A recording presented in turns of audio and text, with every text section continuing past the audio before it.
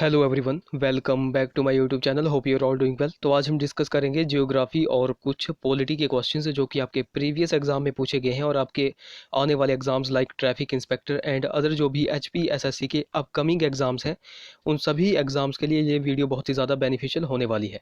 तो आपको सिंपली क्या करना है, आपको खुद को चेक करना है कि आपके क्वेश्चन में से कितने क्वेश्चन सही होंगे व कितने गलत होंगे। बाकी लास्ट में आप अपना स्कोर भी जरूर बताना। तो वीडियो को शुरू करने से पहले वीडियो को लाइक जरूर करें। अगर आप पहली बार हमारे चैनल पर विजिट कर रहे हो तो जरूर से हमारे चैनल लेट्स प्रिपेयर को सब्सक्राइब करें, साथ में बेल आइकन को जरूर दबाएं।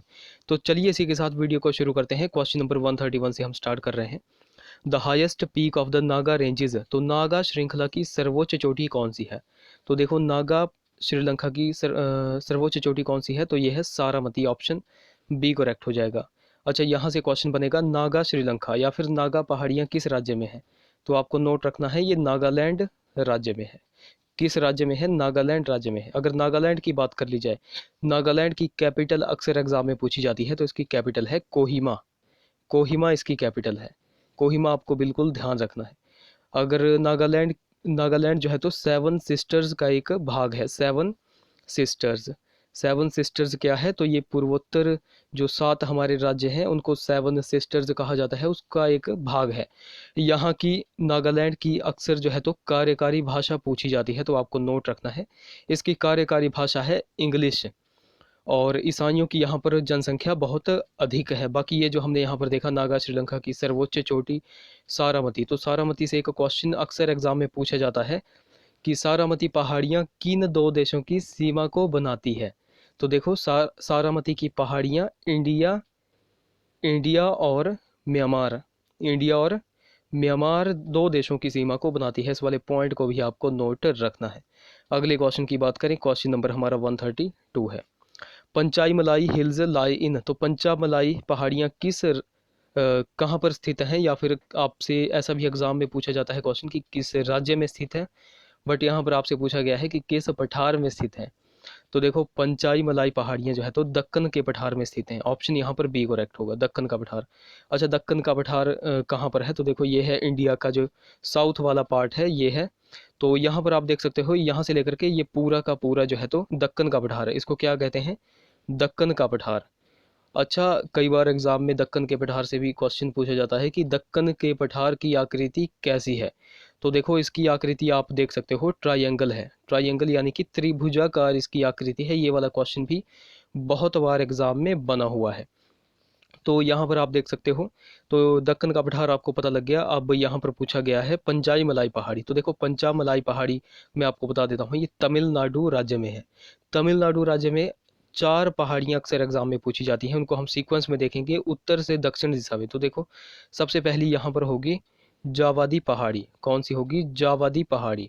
उसके नीचे आती है सेवा राय की पहाड़ी। कौन सी? सेवा राय की पहाड़ी। उसके नीचे आती है हमारी पंचाई मलाई पहाड़ी, ये जो अभी यहाँ पर हम डिस्कस कर रहे हैं, पंचामलाई की पहाड़ी। और सबसे लास्ट में आती है सिरुमलाई की पहाड़ी, सिरुमलाई की पहाड़ी। तो आप देख सकते हो उत्तर से दक्षिण दिशा में जो पंचामलाई पहाड़ी है, ये 3rd नंबर पे आती है तमिलनाडु स्टेट में। ओके, तो ये जो सारी की सारी पहाड़ियाँ हैं, इनसे भी एक क्वेश्चन बनता है। तो यहाँ से पूछा जाता है कि ये जो टोटल पहाड़ियाँ हैं, ये किन चट्टानों से बनी हुई हैं? तो देखो, आपको ध्यान रखना है ये चारकोनाइट, चारकोनाइट चट्टानों से बनी हुई है। चारकोनाइट चट्टानों से बनी हुई है। बाकी ये जो हमने यहाँ पर डिस्कस किया, ये पूर्वी घाट था और ये पश्चिमी घाट था अपने इंडिया का।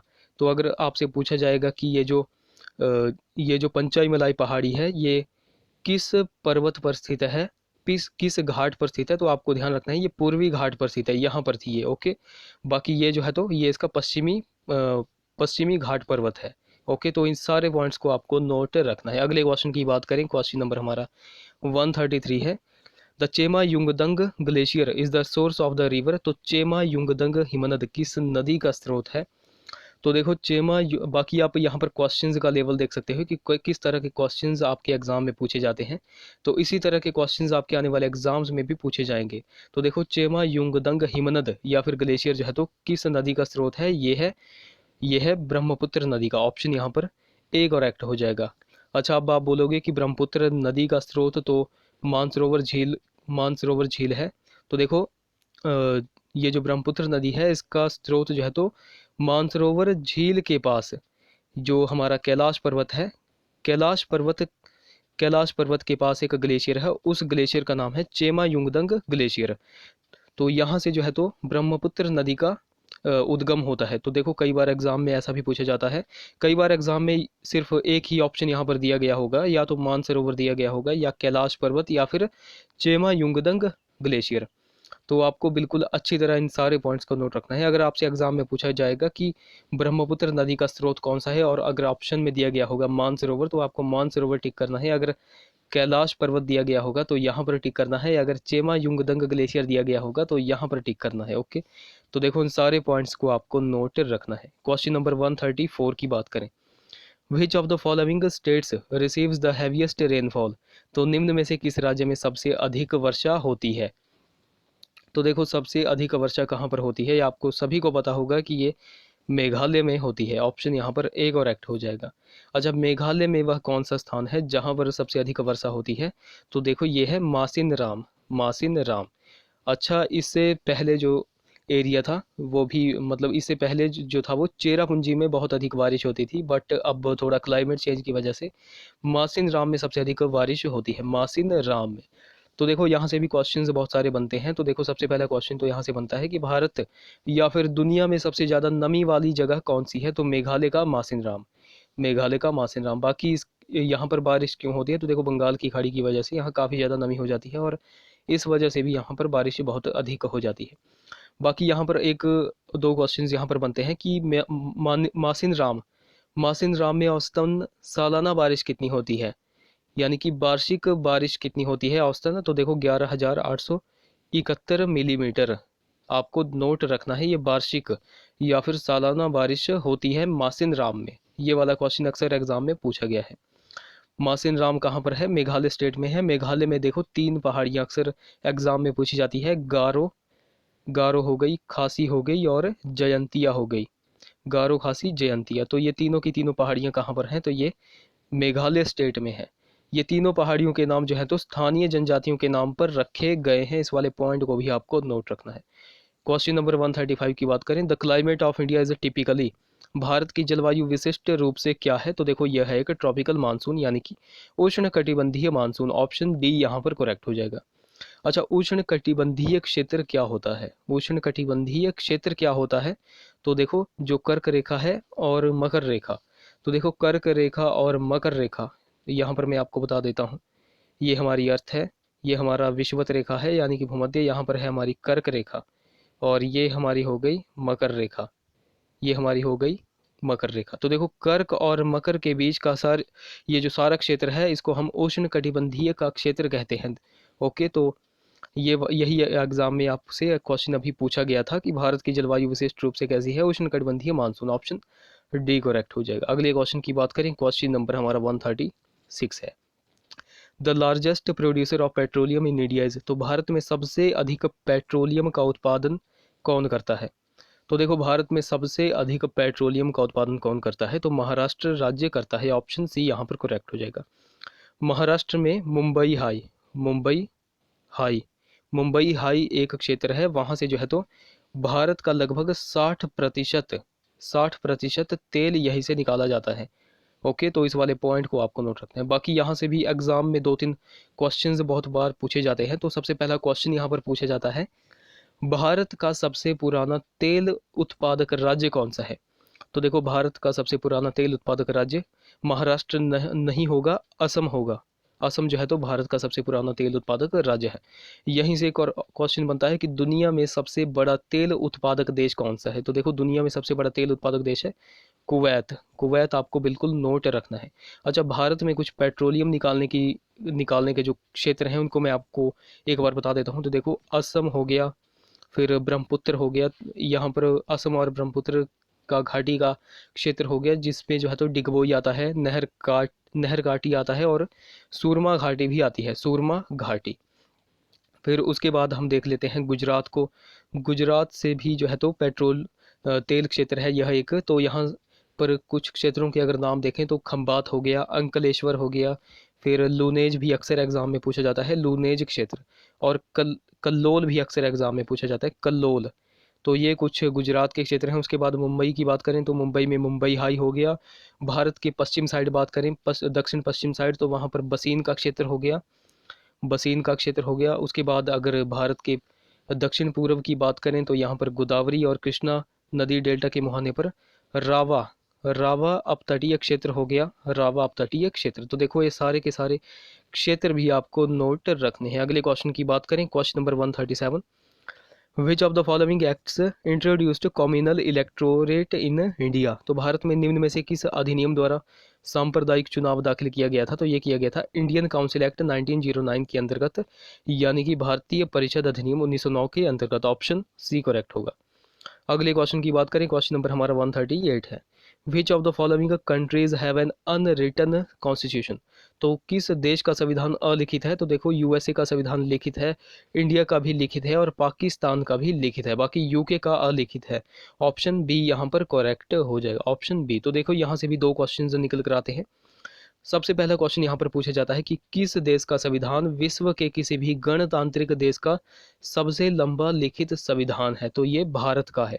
ये आपको नोट रखना है पॉइंट बिल्कुल अच्छी तरह। एक और क्वेश्चन बनता है कि भारतीय संविधान का प्रधान वास्तुकार या फिर निर्माता किसे कहते हैं? तो डॉक्टर भीमराव अंबेडकर को कहा जाता है। डॉक्टर भीमराव अंबेडकर को कहा जाता है प्रधान वास्तुकार या निर्माता भारतीय संविधान का। ओके, तो इन सारे पॉइंट्स को आपको नोट रखना है। अगले क्वेश्चन की बात करें, the ninth schedule to the Indian constitution was added by. भारतीय संविधान में 9वीं सूची किसके द्वारा जोड़ी गई थी? तो ये जोड़ी गई थी फर्स्ट अमेंडमेंट के द्वारा, यानी कि प्रथम संशोधन के द्वारा जोड़ी गई थी। ऑप्शन ए यहाँ पर करेक्ट हो जाएगा। नेक्स्ट क्वेश्चन की बात करें, क्वेश्चन नंबर हमारा 140 है, in which year the state of Jharkhand was formed. तो किस वर्ष झारखंड राज्य गठित हुआ था? तो देखो झारखंड राज्य की स्थापना जो है तो 15 नवंबर 2000 ईस्वी को 2000 को हुई थी। ऑप्शन सी यहाँ पर करेक्ट हो जाएगा।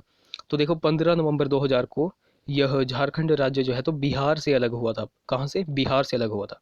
झारखंड का अगर मैं ओवरव्यू आपको एक दे दूं तो देखो ये आप एज्यूम करके मान लो ये झारखंड स्टेट है, तो यहाँ पर आप देख सकते हो इस पूरे के पूरे झारखंड को हम कहते हैं छोटा नागपुर का पठार। क्या कहते हैं? छोटा नागपुर का पठार, छोटा नागपुर का पठार।